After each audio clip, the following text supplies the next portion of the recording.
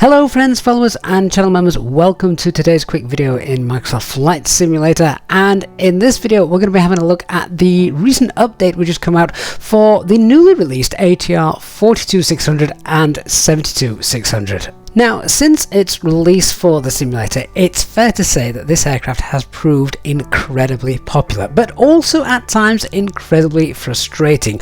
One of the big things about this aircraft, of course, is it's not just for the PC users of Microsoft Flight Simulator, but also available to fly on Xbox. And having such a well-modeled aircraft available to play on the console does, of course, increase its popularity. It hasn't taken users very long to become competent enough in this aircraft to even go online with the ATR series, and that is to fly it on the VATSIM network and other online ATC networks. The only issue is, of course, that there were a lot of bugs present at this aircraft's time of release which really did need addressing quickly, and I'm happy to say that thankfully this update seems to have addressed most of the major problems that users have been facing. Now, this update isn't automatic, you do have to go and download this. That's found in your profile, content manager, and then if you just do a little search for updates that are available, there you will see the update is available for the ATR 42 and 72. Happy with that?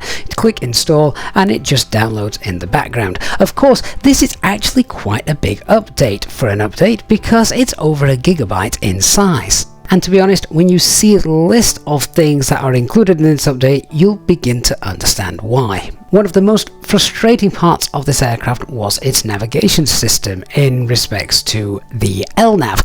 So things that have been fixed include things such as the direct to waypoint selection. When you're selecting that in your flight plan, it wasn't always working. That's now being fixed. They've also fixed the distance to destination, which has been shown in the McDo. Lots of other McDo behavior in terms of navigation through the various pages in the box have also been fixed, and they've even gone as far as fixing the correct colors now for some of the messages in the McDo scratch pad. Other system fixes include fixing things such as the flashing select LNAV message, which tells you to ensure your aircraft is in LNAV mode even when LNAV was selected. This confused me for a time, and we saw this live on one of my streams because LNAV was selected, but yet the FMAs were still shouting at me because it wasn't. That was a bug that has now been fixed. With regards to VNAV, which is something I know many flight simmers are very passionate about, they have smoothed out the aircraft's VNAV path calculation, and the top of descent marker, which sometimes used to appear, then disappear, then reappear, has also been fixed, so hopefully you're not going to get those issues any further. They've also tweaked the config of the aircraft when setting up from cold and dark, so all of the light switches are on the correct setting, as originally the beacon light was turned on even in a cold and dark state, which of course we know isn't accurate. They've also added a fix which was causing the autopilot to not correctly hold the correct altitude you got set when the barrel was set to standard pressure. One of the big fixes is probably one of the first problems that users found when flying this aircraft for the first time, and that was the fact that you would find the aircraft's nose starting to lift up on the takeoff roll well before VR. So that flight dynamics has been tweaked, so now the aircraft's nose should no longer lift too early. Let me know in the comments down below if you're finding you're still having problems with this, or whether this has been fixed for you.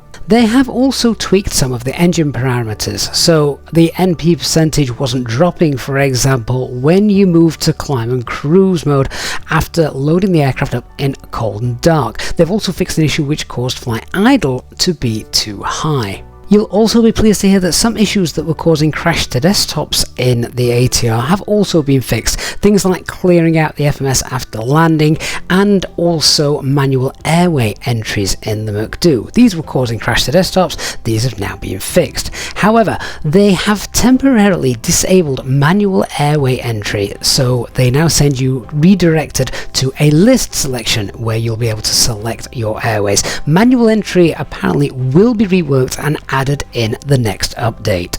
Another rather important fix is some users were reporting that the doors were opening mid-flight. Thankfully that has been addressed and should no longer cause you an issue. Has this happened to you? It hasn't to me, but if it has to you, please do leave a comment down below. I'd love to hear stories of how you managed to deal with that. And finally, a couple of little cosmetic things. The document door should now open when you're on the ground, so you'll be able to get those documents through from your dispatcher. And the air conditioning system, which used to show temperatures of around 82 degrees Celsius, has been fixed so that the air is no longer cooking your passengers. I'd love to hear from you about how well you're enjoying the ATR and if you're enjoying it even more following this latest update. I hope you have found this video useful. If you have, please do leave a like down below. And of course, if you are new to the channel, don't forget to hit that subscribe button and turn on the notifications bell so you don't miss future videos and of course our live streamed content. Thank you so much for watching. I'll see you all in the next one. Bye bye for now.